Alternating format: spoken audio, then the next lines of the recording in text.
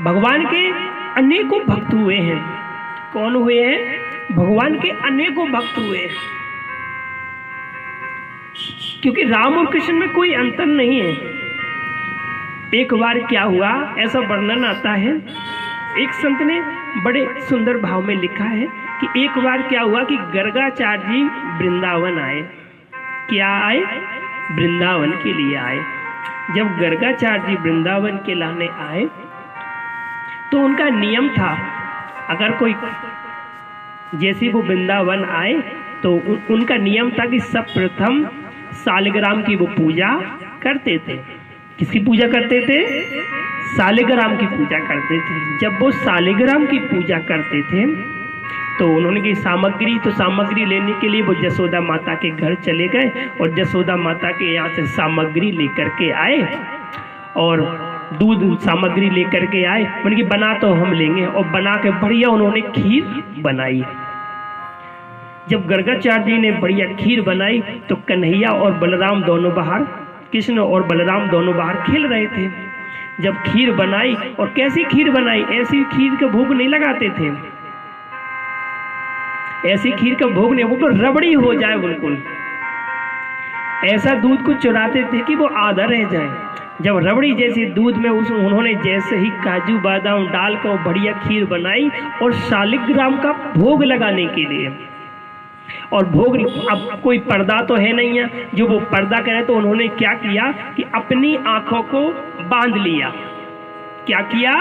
अपनी आंखों को बांध लिया। जैसे ही अपनी आंखों को बांधा तो कन्हैया बाहर ही खेल रहे थे, उन्हें बड़ी खुशबू आई कि बड़ी अच्छी खीर बनी है, बड़ी अच्छी खीर बनी है। और जैसे ही खुशबू आई तो मैंने कही, कन्हैया ने कही हम तो जा रहे हुआ तो खीर बनी है। तो बलराम ने कहा अगर अच्छी बनी हो तो मुझको भी बुला लेना। उन्होंने कहा ठीक है।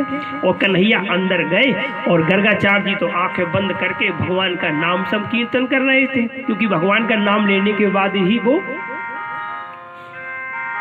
आंखें बंद थी उनकी। तो वो तो इतने में ठाकुर जी आ गए और ठाकुर जी खीर खाने लगे। और ठाकुर जी का नियम तो यही है कि थोड़ा खाएंगे थोड़ा नीचे गिराएंगे, खीर निकालते फिर अपने कहीं गालों पर लगा लेते और थोड़ी खाते थोड़ी फिर नीचे गिरा देते। अब गर्गाचार्य जी ने जैसे ही मंत्रों का जाप खत्म हुआ तो उन्होंने जैसे ही पट्टी उठाकर देखा तो उन्होंने देखा कि कन्हैया तो खीर खा रहे हैं, कन्हैया तो खीर खा रहे हैं। इनसे तो पूरे गालों को भिड़ा दिया। बिल्कुल तो जसोदा माता के पास गए शिकायत करने के लिए, क्यों जसोदा मैया तेरो लाला बड़ो नटखट है, तेरो लाला बड़ो अच्छो है, वो तो मेरे घर पहुंच गया और खीर खाने लगे। खाते कब और फैलाते ज्यादा हैं, बड़े नटखट हैं।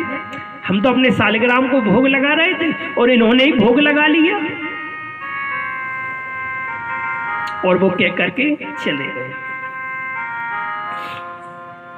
दूसरे दिन फिर गर्गाचार्य जी ने जब बढ़िया गुटमा खीर का भोग फिर लगाया। अब तो मैंने काजू बादाम रबड़ी डाल के बढ़िया खीर बना रहे हैं।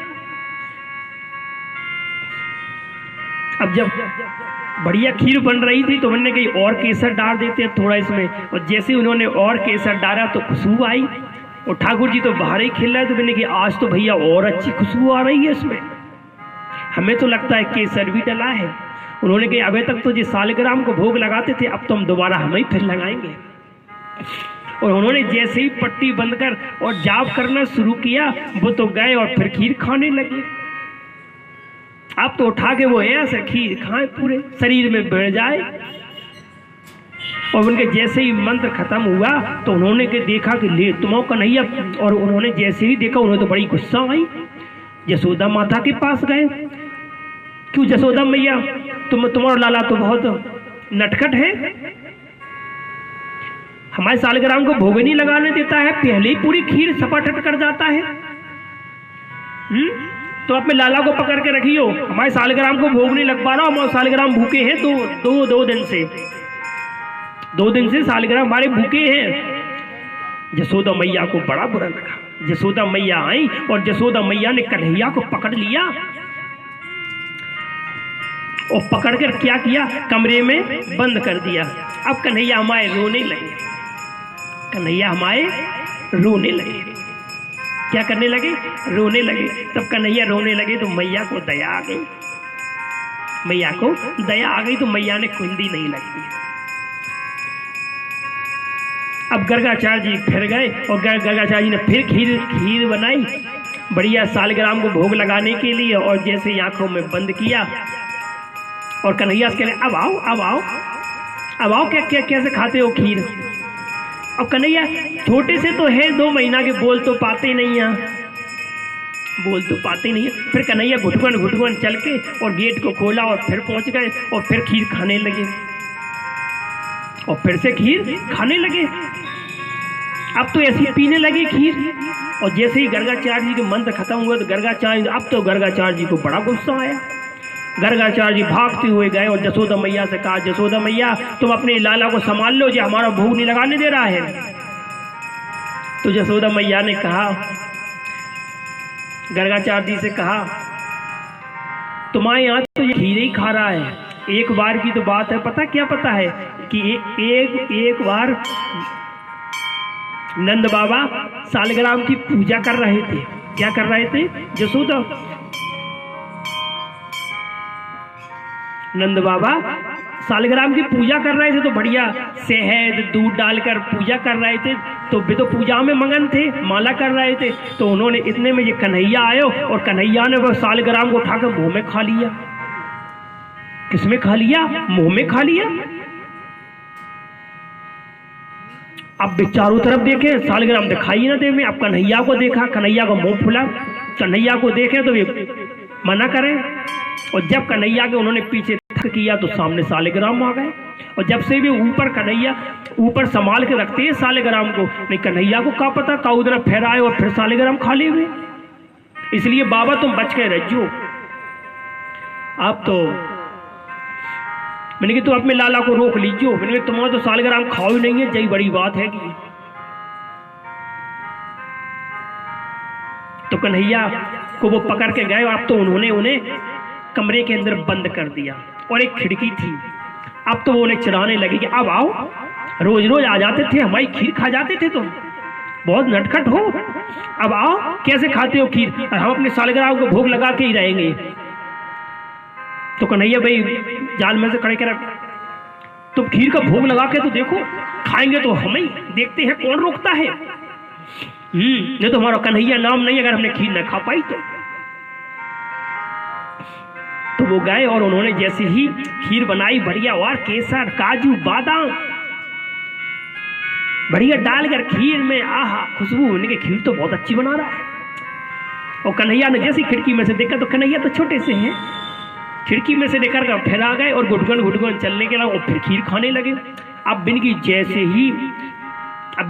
जैसे खीर खाने लगे तो उन्हें आवाज आई चपाचप की। इसकी आवाज आई, किसकी आवाज आई? चपाचप की आवाज आई।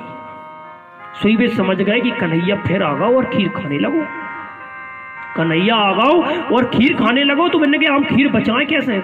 और जैसे ही उन्होंने आंख खोली और मारने को हुए, सोई कन्हैया अपने चतुर्भुज रूप में प्रकट हो गए। और जैसे ही चतुर्भुज रूप में प्रकट हुए तो गर्गाचार्य जी की आंखों में से आंसू निकलने लगे कि प्रभु हमें माफ कर दो, हमसे गलती हो गई थी प्रभु, हम तो आप ही के लाने हमेशा खीर बनाते थे प्रभु, हमें पता नहीं था कि आप स्वयं ही नारायण हैं।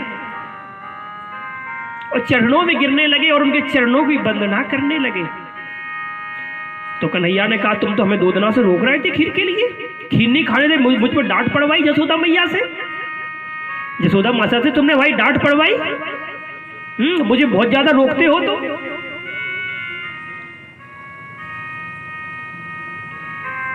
जसोदा मैया से डांट पड़वाते हो तो